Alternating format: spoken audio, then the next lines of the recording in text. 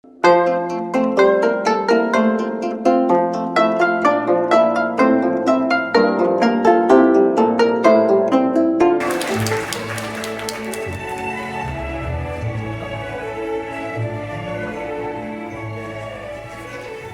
안녕하세요. 타이러입니다. 반갑습니다. 반갑습니다. 자, 오늘 사실 이게 처음 다루는 내용인데요. 저는 한 번도 유교나 어떤 뭐 이노베이션이나 그런 거에 대한 강연을 한 적이 없는데 생각은 굉장히 많지만 다룬 적이 없어서 잘 정리된 방식으로 이제 말씀을 드릴 수가 있는지 모르겠지만 어쨌든 한번 잘 해보도록 하겠습니다. 오늘 이 두 가지 단어를 가지고 좀 얘기를 나누고 싶습니다. 선비라는 단어, 그리고 이제 21세기 우리가 이제 그렇게 빠뜨릴 수가 없는 단어, 이노베이션인 거죠. 네. 근데 제가 봤을 때 이 두 가지 단어가 함께 있는 건 너무나 어색한 거예요. 그러니까 약간 한국말로 바꿔도 너무 어색해요. 어떻게 같이 쓸 수 있는지 약간 예상이 잘 안 가는 부분들이 있을 수 있는데 일단은 잘 아시는 것부터 시작을 하는 게 좋을 것 같아요. 선비라는 거 이미 여러분이 잘 아실 텐데 그러니까 약간 유교 사상이라는 거를 이제 어떤 이상 사회를 추구하는 데 있어서 그 사상을 가지고 어떻게 적용을 하면 좋을까, 올바른 사회의 모습이 뭘까, 우리가 어떻게 살아가면 좋을까라는 고민을 하는 사람이 선비가 되는 거겠죠? 간단하게 얘기를 하면. 그러니까 우리가 잘 살기 위해서 그런 사상들을 이제 사회에 적용해보는 거에 대해서 생각을 해보는 거, 그런 거가 선비인데 이게 이제 선비는 특히나 그냥 유교 사상에 대해서 얘기를 하잖아요. 뭐 다른 사상에 대해서 얘기할 때 선비라는 단어를 안 쓰죠. 근데 이게 선비인데 주로 고민하는 게 이제 유교 사상에서는 뭐가 옳을까라는 고민부터 시작을 해요. 근데 그럼 이제 뭐가 안 될까부터 생각하는 게 아니라 뭐가 옳을까부터 시작을 하는 거예요. 그리고 이게 옳은 것은 주로 그냥 하나로 정해지는 겁니다. 왜냐면 어차피 우리는 잘 살기 위해서 어떤 이상사회를 생각하고 그거에 맞는 사상을 만들고 그러는 거기 때문에 어떤 한 가지 올바른 거를 추구하는 게 목표가 있어야 되니까 그렇게 이제 한 가지 옳은 거를 정하게 되는 흐름이 있어요. 유교 사상에 있어서. 그래서 옳은 것은 하나이고 이거는 좀 우리가 여러 가지 그 유교의 가치들에서 이렇게 살펴볼 수는 있는데요. 삼강오륜을 살펴보면은 이게 거의 그대로 나와 있더라고요. 이런 논리가. 예를 들어서 그냥 유부유별을 봤을 때 남편하고 이제 와이프 사이에 어떤 이제 그 차이가 존재해야 된다는 걸로 해석을 할 수 있잖아요. 근데 이게 전반적으로 남과 여의 어떤 올바른 사회적인 역할이 정해져 있는 거에 있는 거고 그거에 따라서 이제 그 어떤 나이임에도 불구하고 여자와 남자가 올바르게 하는 역할들에 대한 여러 가지 또 다른 표현들이 나오게 됩니다. 그래서 뭐 이런 거 남녀 7세 부동석 막 이렇게 그러면 우리가 아이들 가르칠 때 어느 나이가 되면 이렇게 갈라져야 되고 사회적인 어떤 사회성을 갖기 시작하기 때문에 뭐 이렇게 여러 가지 그 한 가지 옳은 거에 따라서 이렇게 살아가야 되는 틀이 생겨납니다. 그쵸? 이게 다 그냥 유교적인 사상에서 그대로 표현이 되는 겁니다. 근데 재밌는 부분은 표현 방법이에요. 그래서 그 부부유별이라고 하지 부부부동이라고 하지는 않아요. 그러니까 그 차이가 뭘까 좀 생각을 해보면 이게 그 남편하고 와이프가 이거는 같지 않다가 되겠죠. 그러면 그냥 다르면 된다는 거잖아요, 이 말은. 근데 유교 사상에서 그렇지는 않아요. 그러니까 부부유별이니까 그쵸. 이게 유별, 그 별이라는 거는 정확한 별인 거예요. 그러니까 그래서 있는 거라고 보는 거고 이 별에 대해서 어떤 차이가 있는지에 대해서 유교 사상에서 그러면 그걸 바탕으로 해가지고 좀 더 구체화를 시켜나가는 거죠. 그러니까 어떤 올바르다고 생각하는 차이가 있고 그거를 더 서술해 나가는 식으로 그렇게 사상을 펼쳐나가는데요. 그래서 모모 유모모 이런 식으로 주로 접근을 합니다. 그렇죠? 장유유서 그렇죠? 이게 어른하고 어린 사이에 어떤 특정한 질서가 있어야 된다고 얘기를 하는 거지 그냥 어른과 어린이 사이에 무질서가 아니면 된다 이런 얘기가 아니에요. 그러니까 확실한 어떤 특정한 이것이 있어야 된다는 이렇게 올바른 한 가지가 있다는 것을 주장하는 것입니다. 그래서 올바른 한 가지가 있는 거고 그 한 가지에 옳은 것을 정한 다음에 안 되는 것을 정하기 시작하는 거예요. 왜냐면 그 틀에 이렇게 맞춰야 되니까요. 그냥 이 논리의 순서가 이렇게 펼쳐지는 겁니다. 근데 이게 뭐 잘못이 있다는 게 아니라 그냥 이런 논리의 순서를 쓴다면 그러면 결과적으로 한 가지가 맞는 거고 나머지들이 안 맞는 걸로 되잖아요. 근데 그게 뭐 생각을 잘해서 제일 좋은 건 뭔지를 알았으면 진짜 잘 되는 건데 근데 이제 와서 우리가 이노베이션에 대한 얘기를 하기 시작할 때 이게 약간 좀 마찰이 생기기 시작하는 논리예요. 어쨌든 그 한 가지 그 옳은 것을 정했을 때 하면 안 돼라는 게 많이 생기는 거죠. 그래서 그게 이제 요즘 되게 많이 볼 수 있는 말투인 거잖아요. 이런 거 하면 안 돼. 왜요? 그렇게 하는 게 아니야. 그러니까 왜가 아니고 그냥 그게 올바른 거 아니니까 안 되는 거지. 설명을 할 필요가 없는 거예요. 어차피 그게 맞는 건 아니니까. 그죠? 그리고 그렇게는 안 돼요. 그렇게 하시면 안 돼요. 그렇게는 안 되고 이 절차만 쓰셔야 되죠. 왜냐면 이게 올바른 절차니까요. 왜요? 상관없어요. 이게 올바른 걸로 정했기 때문에 나머지 것들은 다 틀려요. 이게 이런 접근법이 생기는 겁니다. 그래서 세상을 이렇게 보게 돼요. 약간 좀 그래요. 네. 모든 관계가 약간 이렇게 되는 게 있어요. 그러니까 교수를 대하는 올바른 방식이 있는데 그거를 벗어나기 시작하면 그러면 안 된대. 그죠? 근데 진로를 봤을 때도 마찬가지예요. 진로를 생각해 보면 우리는 진로 하나를 결정해야 되잖아요. 나는 앞으로 그러면 내가 어떤 특정한 대기업에 들어갈 것이다. 그러면 그거를 위한 스펙, 그거를 위한 여러 가지 준비를 하지. 그냥 전반적으로 스킬을 만들기 위해서 준비하지는 않잖아요. 일단 한 가지 목표를 선정한 다음에 움직여요. 그러니까 우리가 앞으로 살아나갈 인생 자체가 그러면 이런 방법론이 있는 거예요. 그죠? 진로에서 볼 수가 있으니까요. 그리고 돌잡이에서도 봅니다. 그러니까 돌잡이 할 때 테이블에 안 올리는 것들이 많잖아요. 엄청 많이 올리고 너가 그러면 아무거나 그냥 다 고르라 이런 게 아니라 거기에 올리게 올바른 것들이 있어요. 일리가 있는 말이죠. 그리고 유턴에서 또 볼 수 있는 현상입니다.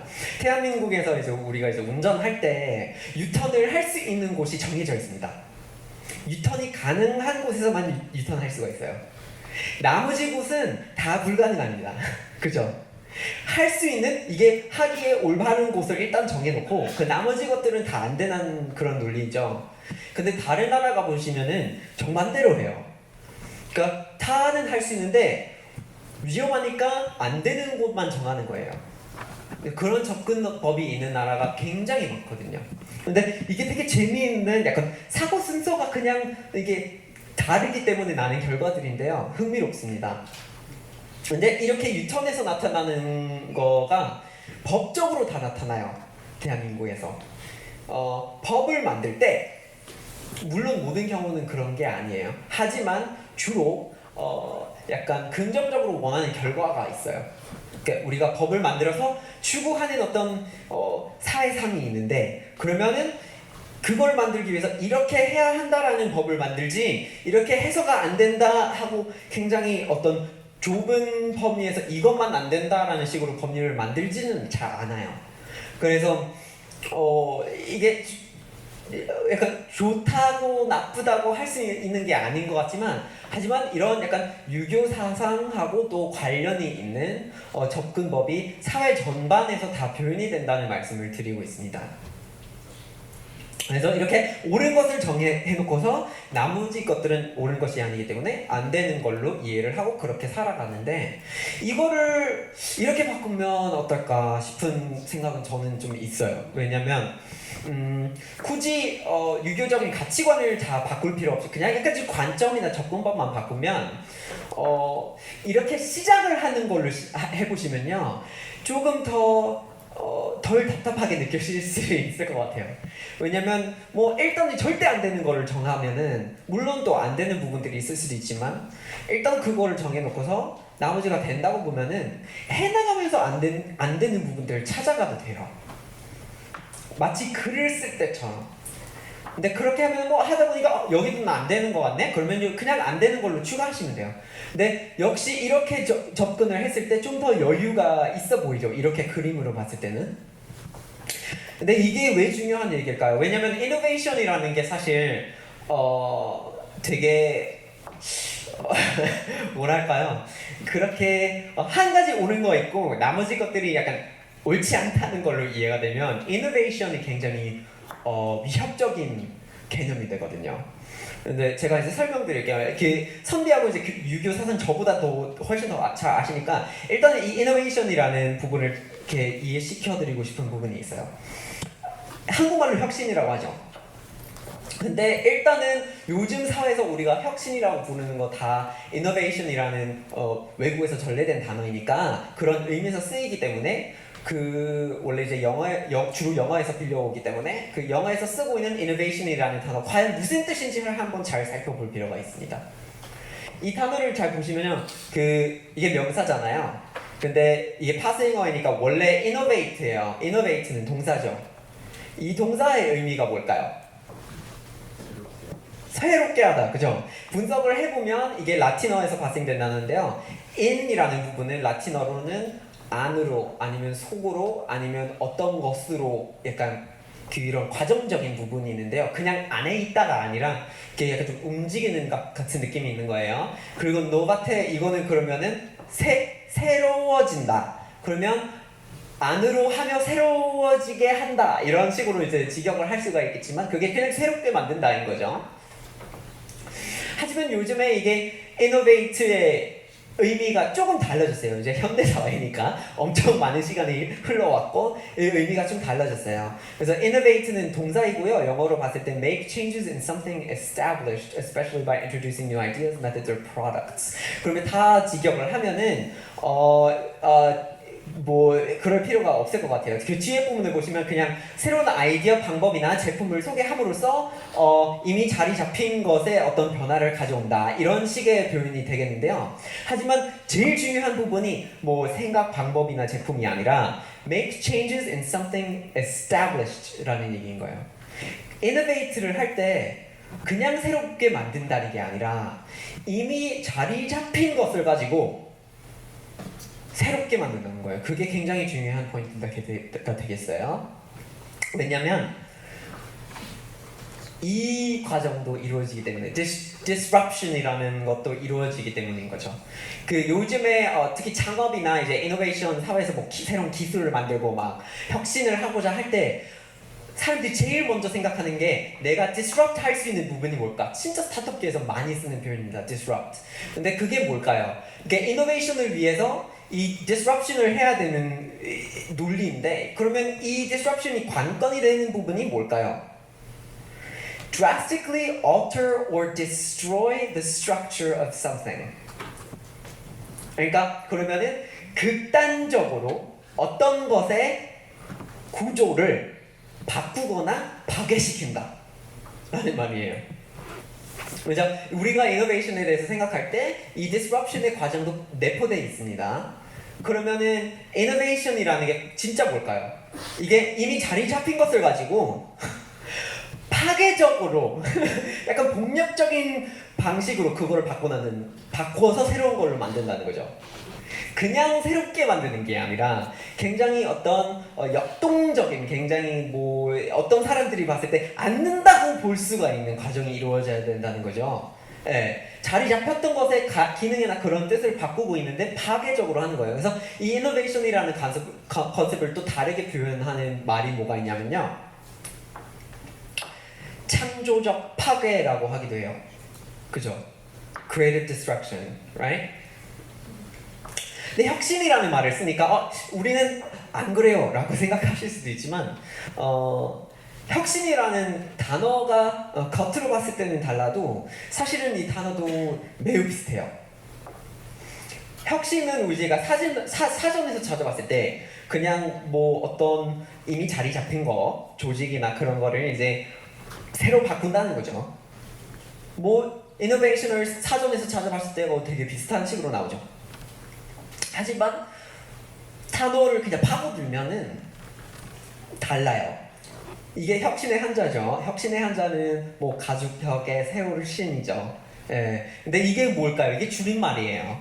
이게 사자성어의 줄임말인데 혁고정신의 사자성어예요. 이거를 봤을 때 이제 한국 사람들이 이걸 읽었을 때 혁고정신이라고 읽는데 사실 한문의 문법 때문에 이게 혁고정신이 되겠습니다.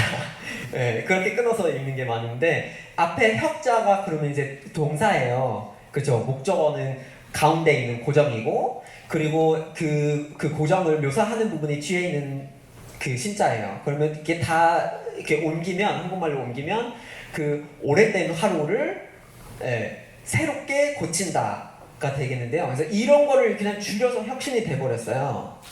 그래서 고치다의 개념으로 어떤 자리 잡힌 것을 고쳐서 새로운 것으로 만든다 이렇게 이해하시는 분들이 많더라고요. 하지만 좀 더 깊이 생각을 해보면 혁자가 갖고 있는 의미는 사실 그 고치다는 의미가 또 있지만 매우 폭력적이기도 해요. 그래서 마혁가시라는 사자성어도 있는데 이게 원래 약간 좀 몽골적인 어떤 그런 풍습인 것 같지만 어쨌든 전쟁터에 나간 사람이 이제 거기서 죽으면 훌륭하게 죽었기 때문에 마혁으로 말 가죽으로 이렇게 시체를 싸서 그렇게 이제 어떤 장례를 했던 거예요. 그래서 굉장히 훌륭한 사람을 위한 아주 좋은 거라고 생각을 했었던 건데 어쨌든 전쟁터에서 죽는 사람이 그렇게 이제 약간 이제 그 대우를 받은 부분이 있었던 거죠. 그리고 이제 병혁이라는 단어에서도 나와요. 병혁이라는 단어의 혁자가 이 가죽을 말하는 거예요. 근데 병혁을 우리가 얘기를 할 때 그냥 가죽, 그러니까 군인을 위한 가죽을 얘기하는 게 아니잖아요. 무기를 얘기하는 거죠. 무기하고 막 그런 걸 다 얘기하는 건데 이 혁자는 그러면 이 폭력성이 뭘까요? 말 가죽을 만드는 거 한번 생각해 보세요. 잘. 그러니까 이미 자리 잡힌 것을 가지고 새로운 것으로 만드는 거죠. 말 그대로. 농담은 아니었는데 어쨌든 살아있는 분명히 엄청나게 이제 활용도가 높은 동물을 가지고 죽여서 새로운 방식으로 이용을 하겠다는 거예요. 그 말을 살아있는 대로 활용할 가치는 있어요. 하지만 그렇다고 해서 가죽으로 만들면 안 되는 것이라고 생각하지 않고 그런 가죽으로 만들어서 훨씬 더 다양한 새로운 가치들을 제공하는 거죠. 가죽을 우리가 이제 인류 역사상 안 가졌으면 되게 많이 힘들었었거든요. 그래서 이렇게 보면은 혁신이라는 게 우리가 처음에 생각했을 때 그냥 새롭게 만드는 게 아니라 굉장히 그런 약간 파괴적인 창조가 내포되어 있는 단어이기도 해요. 그래서 이제 앞으로 우리가 이제 뭐 한국에서 뭐 유교적인 문화를 계속 이렇게 계승을 하고 싶은 부분이 있지만 그래도 실질적으로는 이노베이션을 해야 되는 상황이 있는데 이 두 가지를 도대체 어떻게 타협을 시켜야 되는 건지 이게 좀 많이 어렵다고 저는 생각해요. 근데 원래 약간 유교적인 관점에서 봤을 때는 이렇게 세상을 보게 되는데 하지만 이거는 우리가 혁신을 해야 되면은 여기 되게 그런 게 되게 안 받아들여져요. 그 마찰이 너무 심해져서 이노베이션이 잘 이루어지지 못하는 구조예요. 생각해보세요. 옳은 거 하나가 조금밖에 밖에 없어요. 근데 그걸 바꾸겠다고요? 그게 되게 위협적으로 느껴질 수가 있습니다. 근데 같은 그림을 그리는데 저 생각만 좀 바꿔서 접근을 해보면은 그러니까 이것도 좋고 이것도 좋고 이것도 좋은데 이거는 절대 안 된다 라는 접근을 좀 가지고 보면은 그 환경에서 조금 더 여유가 생기고 이노베이션을 할 했을 때, 그런 파괴적인 창조를 했을 때 그게 어떤 사람이나 가치관을 파괴시키는 것이라고 받아들여지지 않을 거예요. 그래서 좀 차이가 있는 거죠. 그래서 이 선비하고 이노베이션이라는 거는 아주 엄격하게 따지면 제가 봤을 때는 절대 같이 가기가 매우 어려운 단어들이에요. 매우 어려운 개념들이고 가치관들이지만 이 두 가지 단어에 대해서 이노베이션을 해야 되겠죠. 같이 가게끔 만들어야 되는 게 그런 숙제인데, 제가 보기에는 그렇게 할 수 있는 유일한 방법이 이제 관점의 어떤 그런 전환일 것 같아요. 그래서 이렇게 오른쪽 그림에서 약간 왼쪽으로 넘어가야 되는 부분이 있는 것 같은데, 굳이 유교 사상에서 표현된 가치들 자체 바꿀 필요는 아니에요. 그러니까 뭐 어른들을 대하는 태도나 뭐 남녀의 구분이나 막 그런 것들을 바꾸기 싫다, 그래도 상관없어요. 괜찮아요. 안 바꾸셔도 돼요. 하지만 그런 거에 대한 한 가지만 있어야 한다는 그 부분은 조금 융통성이 생겨야지 이노베이션이 생겨날 수 있는 여지가 되겠습니다. 저는 그렇게 생각하는데요. 그래서 오른쪽 그림에서 왼쪽 그림으로 넘어갈 수 있게끔 이 유교라는 거에 대한 얘기를 좀 다시 꺼내서 해야 돼요. 이노베이션이라는 거는 바꿀 수가 없어요. 그 과정 자체가 그냥 자체적으로 폭력적인 부분이 있으니까요.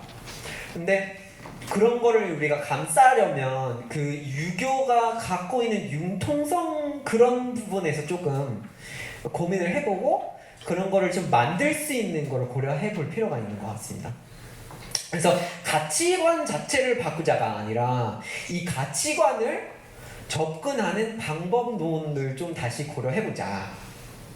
사실 원래 이렇게 그 유교에 엄청 많은 파벌들이 있죠. 네, 뭐 성리학도 있고 한데, 근데 굉장히 뿌리까지 내려가면은 이렇게 논어를 보시면 다 대화잖아요. 다 대화, 다 토론이고, 그게 나는 이렇게 생각한다, 너는 어떻게 생각하니? 인 건데, 굳이 그거를 가지고 지금 와서 한 가지를 정할 필요가 있나. 이게 약간 이 전체적인 유교 담론을 다시 꺼내봐서 지금 상황에 좀 유용한 부분이 뭘까? 지금 상황에 우리가 여기서 좀 가지고 오면 여유를 좀 더 만들 수 있는 부분들이 뭐가 있을까? 그런 고민이 사실 지금의 숙제인 것 같고, 제가 이제 답변을 드릴 수가 없습니다만 그런 부분들에 대해서 한국 사람으로서 조금 고민을 하시는 게 굉장히 저는 중요하다고 생각해요. 그래서 이런 한 가지 옳다를 정하면 안 돼가 많은데, 한 가지 안 돼를 정하면 사실상 되는 게 많아요. 물론 베스트 최고인 거는 한 가지겠지만 그래도 되는 게 많으니까 접근하는 데 있어서 마찰이 덜하고 조금 더 융통성이 생기실 겁니다. 그래서 저는 오늘 이 선비하고 이노베이션, 이런 약간 뭐 유교적인 사상하고 지금 21세기의 방향성에서 나타나는 어떤 마찰에 대한 얘기를 이렇게 좀 풀어보고 싶었는데 고민밖에 안 생긴 것 같네요. 근데 이 부분에 대해서 좀 진심을 가지고 많이 고민을 해보고 우리가 생활하는 데 있어서 뭐 몇 가지 그냥 해보는 걸로 해봤으면 어떨까 싶기도 해요. 네, 그래서 여러분들께 드리는 말씀은 이상입니다. 감사합니다.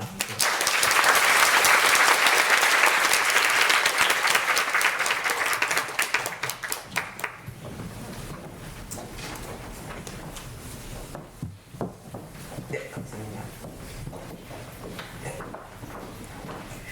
네, 고생 많으셨습니다. 감사합니다. 아유, 어떠셨어요? 선비에 대해서 강연을 해달라고 요청을 받았을 때 기분이 좀 어떠셨어요?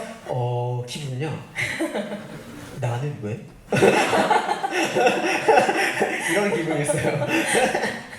우리도 사실은 여기 아까 말씀을 해주셨지만 여기 앉은 사람이 선비나 아니면 유교 사상에 대해서 더 잘할 것이다라고 얘기를 해주셨지만 사실 저도 잘 모르고요.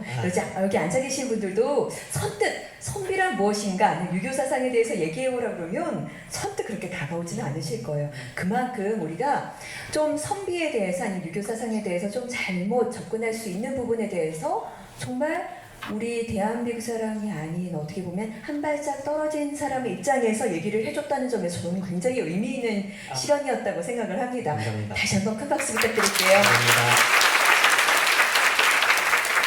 이야, 여기 보니까요, 타일러 다시 씨의 인기가 보여요. 여기 보니까, 아유, 뭐, 지금 우열을 가리기가 힘든데요. 우리가 또 아까와 마찬가지로 첫 번째, 두 번째 가장 많은 득표를 한 질문을 한번 읽어드리도록 할게요. 첫 번째입니다.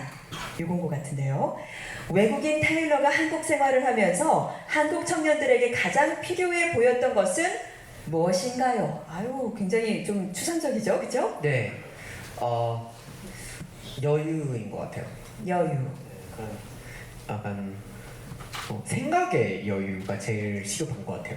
아, 네, 네. 물론 시간의 여유도 필요하고 경제적 여유도 필요하고 뭐 최저임금을 생각하면 진짜 예. 그게 맞는 얘기인 것 같은데, 근데 일단은 생각의 여유인 것 같아요. 너무 이렇게 좀 많은 틀이 있는 것 같고 그거에 맞춰야지 성공할 수 있을 거라는 그게 있으니까 예. 좀 해보고 싶은 거, 궁금한 것들을 찾아볼 수 있는 어떤 생각의 여유조차 좀 모자랄 때가 있어요. 뭐, 이런 거 해도 되나? 라고 생각을 하는 거죠. 내가 하고 싶은 거 이건 해도 되나가 자꾸 붙어요. 그쵸. 근데 진짜 안 되는 거면 하다가 안 되는 거겠죠. 아니면 하려고 하다가 사람이 말리겠죠. 근데 내가 왜 스스로 말리지? 약간 이런 것들이 보이기 때문에 네. 그게 너무 아쉽고, 사실 사람들이 굉장히 안에 좀 발휘될 수 있는 엄청 많은 능력과 네. 상상력이 있는데 자꾸 그 부분이 붙으면 틀을 예, 틀 안에 맞아요. 갖추죠. 그래서 그런 예. 틀을 좀 덜 하게 만드는 어떤 생각의 여유부터 네. 필요한 것 같아요. 그래서 사실은 그래서 오늘 이런 옳은 거를 자꾸 정하고자 하는 유교적인 그런 접근법을 조금 바꿀 필요가 있는 것 같아요. 예, 예. 네. 뭐 앞에 뭐 교수님도 말씀해 주셨고 지금 타일러 씨도 얘기를 해줬지만 뜻을 바로 세우고 그리고 뭔가 가치관의 변화를 주기 위해서는 뭔가 생각의 여유가 있는 사람이 돼야 된다. 네, 네, 맞아요. 그런 맞습니다. 우리가 좀 뭔가 생각할 만한 시간도 요즘엔 갖지 않고 하루를 마감하는 경우가 참 많거든요. 그러니까 뭔가 생각을 좀 편하게 쉬면서 좀 여유도 가지면서 너무 틀 안에 갇히지 않으면서 하는 그런 삶을 살았으면 좋겠다. 그런 말씀을 해주셨어요. 네. 두 번째 질문 한번 해보겠습니다. 한국 사회는요, 질문이 엄청 길어요. 한국 사회는 광복 이후 다른 나라에 비해 압축적으로 양적 성장과 변화를 겪어오고 있습니다. 어렵습니다. 이에 따라 기존 사회의 전통적 가치관이 빠르게 의미를 잃어가는 부작용이 나타나고 있습니다. 서구 문명 출신 외국인의 입장에서 보기에 서구 문명 출신입니다. 시작이신가요? 매우 많은. 예. 이거 네, 한국인에게서 사라져가는 가치 가운데 가장 잊혀지지 않았으면 하는 가치가 있다면 어떤 게 있을까요? 아유, 굉장히 앞에가 거창해갖고요. 뒤에가 그냥 이겁니다. 사라져가는 가치 가운데 우리 사회 가치 가운데 꼭 이것만큼은 간직했으면 좋겠다. 어떤 게 있을까요? 이게 어떻게 접근하면 좋을까요? 접근법에 대해서 또 나왔어요. 그죠? 네. 일단은 서구 문명의 가치 변화에 있어서 이렇게 여기 한국에서 살고 있고 뭐 해외를 나가셨더라도 주로 한국 물에서 이렇게 자라고 살고 있는 것 때문에 약간 서구 안에서도 가치관의 변화가 얼마나 심각하게 극단적으로 역동적으로 이제 바뀌는지를 체감을 못 하실 수도 있어요. 하지만 그것도 매우 빠릅니다. 그러니까 몇 가지의 예로 말씀드리자면 제가 어릴 때 제가 이제 1988년에 태어났는데요. 근데 제가 어릴 때 동성애자에 대한 얘기를 하면 한국처럼 그 약간 병부터 생각하는 게 있어요. 그때 당시에는. 하지만 90년대에 결혼이 아니지만 합법적인 관계를 주별로 만들기 시작했고 재작년인가 전국적으로 동성혼이 합법화됐어요. 그래서 제가 살고 있는 동안에 결혼이라고 생각하는 매우 전통적인 서양의 어떤 가치 자체가 아주 크게 바뀌었어요. 그리고 또한 다른 예를 말씀드리자면 마약이에요. 지금 미국, 그러니까 원래 미국에서 절대 마약하면 안 되는 게 있는데 요즘에는 뭐 대마초 합법화가 되는 주들이 상당히 많고 그 정치적인 움직임이 커요. 그래서 약간 서양권의 어떤 그런 가치관들이 빠르게 바뀌고 있지 않고 여기만 빠르게 바뀌고 있다는 생각을 갖고 계시면 그걸 약간 좀 버리실 필요가 있는 것 같아요.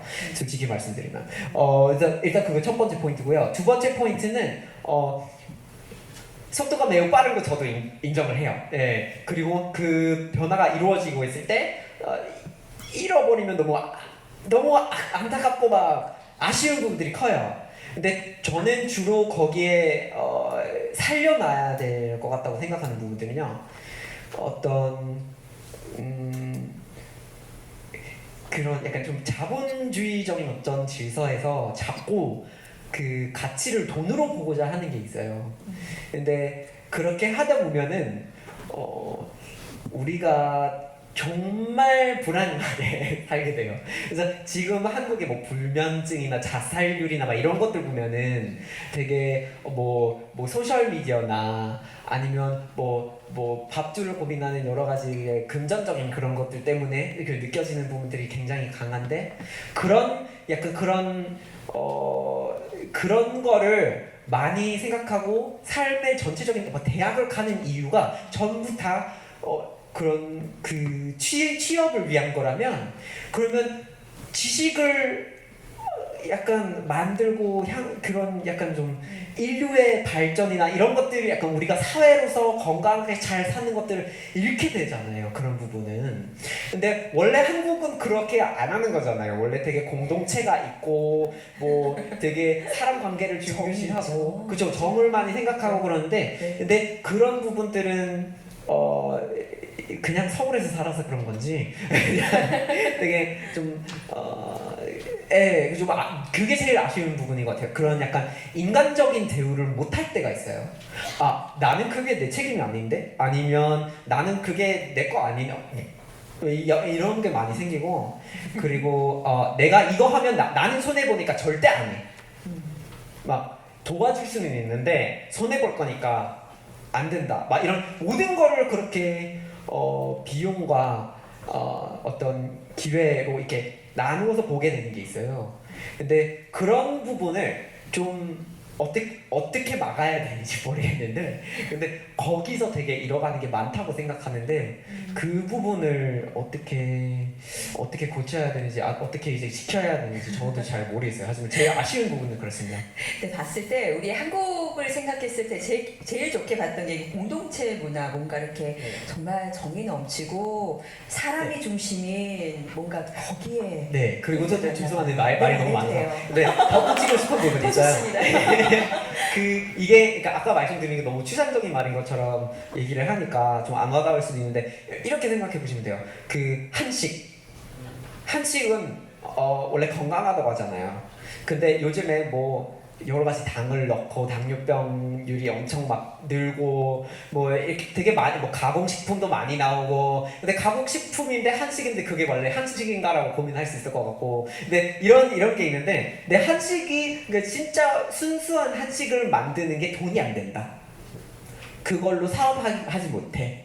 그냥 식당 운영하는 것밖에 안 돼. 종가면은 되는데 와 약간 이런 것까지만 된다라고 한계를 긋는 게 있는데 근데 거기서 너무 아쉬운 게 많아요. 일단은 금전적인 것부터 따지고 일단 그런 것부터 따지기 때문에 이렇게 가둬두는 거예요. 근데 사실은 하다 보면 가치가 생기게 마련인데 그런 거가 너무 아쉬운 것 같아요. 네. 그냥 틀을 만들어 놓고 그 안에서 그냥 갇혀버리는 그런 거죠. 여러 가지 이야기를 많이 해주고 계세요. 지금 여러분 눈이 반짝반짝되고 있습니다.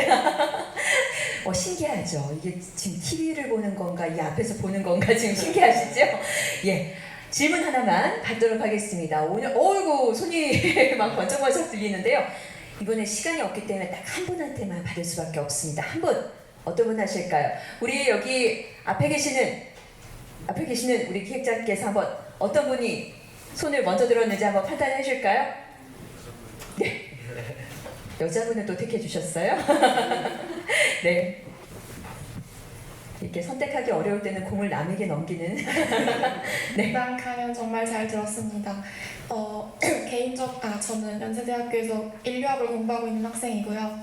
개인적으로 제가 최근에 하고 있는 고민들이랑 굉장히 맞닿아 있는 지점들이 많았어서 저도 굉장히 많은 생각을 하면서 들었는데 어쨌든 하나의 해결책으로 이제 관점을 바꾸라는 말씀을 해주셨는데 저한테는 그게 그냥 한 가지의 올바름이 있고 나머지에 다름이 있는 게 아니고 굉장히 다양한 것이 있다는 것을 인정해야 된다는 말로 들렸어요. 그래서 그런 식으로 우리가 관점을 바꿔가야 한다라고 생각을 했는데 저도 그 점에 굉장히 동의를 하고 근데 현대 한국 사회에서 일어나는 많은 일들을 보면서 우리가 다양성을 포용해야 돼라고 주장하는 것이 얼마나 이게 먹히지 않는지 이 사회에서 그런 모습들을 제가 굉장히 많이 봤거든요.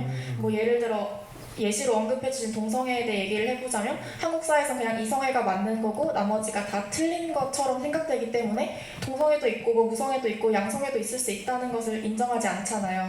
그럼 우리가 이렇게 다양한 것이 있다는 걸 우리가 인정하자라고 말하는 게 사람들에게 얼마나 먹히지 않는지 제가 그런 걸 최근에 굉장히 많이 느꼈어요. 그래서 그런 점에서 뭔가 아무래도 그래도 좀 더 다양성을 포용할 수 있는 사회에서 살아보신 경험이 있으시니까 어떻게 하면 우리가 다양성을 인정하자는 거를 뭐 기득권이나 아니면 네. 기존의 사회 구조 그게 사회 구조를 해치는 게 아니고 더 나은 방향으로 나아가는 길이라는 걸 어떻게 설득할 네. 수 있을지 네. 그 약간의 해법을 물어보고 싶어요. 방법론이네요, 그렇죠? 예. 네네, 방법론적인 거죠.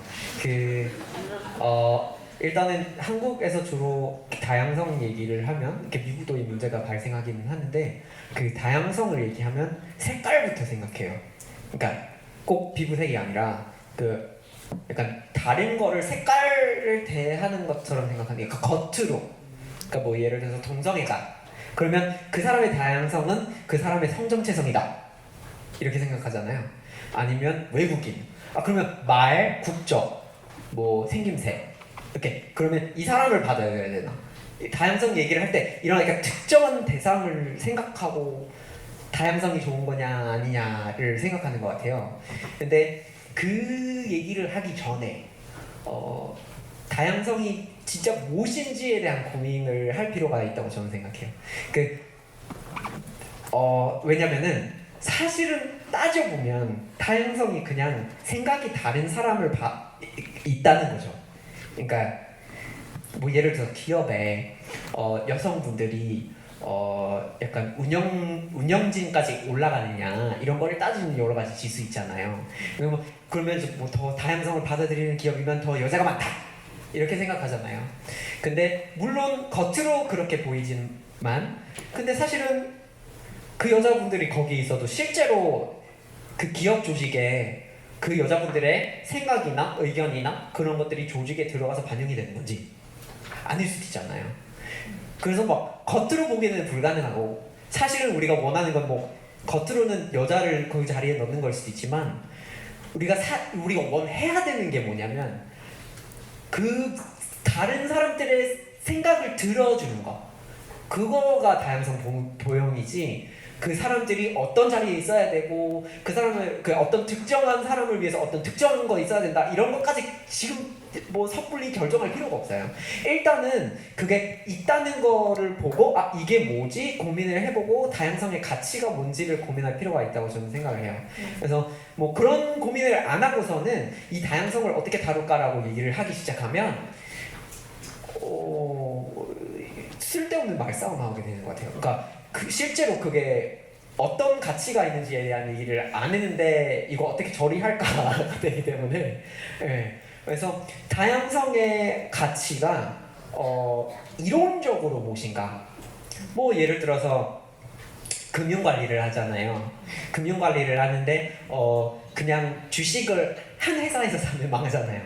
그러면 금융관리에 있어서 다양성이 매우 중요해요. 그러니까 주식도 사고 금도 사고 적금도 하고 부동산 투자도 하고 이러면은 뭐 시장에 무슨 변동이 있다고 해도 그래도 잘 살 수가 있잖아요. 다양성이 말해주는 건 이 환경에서 이렇게 다른 옵션들이 있기 때문에 전체로서는 생존 능력이 올라가요. 그러니까 이론적으로는 다양성 이런 역할을 한다는 것부터 대화가 시작이 되면은 그러면은 나와 다른 얘네들, 지네들을 어떻게 할까라는 얘기를 하게 됐을 때 조금 태도가 바뀔 수가 있지만 그 가치 제공이 될 수 있는 가치에 대한 얘기를 하지 않고서 그냥 얘 다른 애를 어떻게 할까라는 것부터 시작하면은 이미 시작부터 망한 것 같아요. 예. 가치의 기본부터. 예, 그러니까 다양성이 이론적으로 네. 전체에 제공해 줄 수 있는 가치가 있는지 있으니까 네. 그 가치가 무엇인지를 고민하는 거가 전반적으로 한국 사회에서 생겨나야 되는데 그 사회 담론이 그 부분에 맞춰져 있지는 않기 때문에 문제인 거예요. 네, 알겠습니다. 어이구 뭐 굉장히 달변이시죠. 그죠? 깜짝 놀랐습니다. 저도 지금 계속 제가 바로 옆에 앉아 있는데 자꾸만 TV 보는 것 같은 느낌이 들면서 빠져들었습니다. 너무 수고해주신 우리 타일러 나시 씨에게 다시 한번 큰 박수 부탁드리겠습니다. 감사합니다.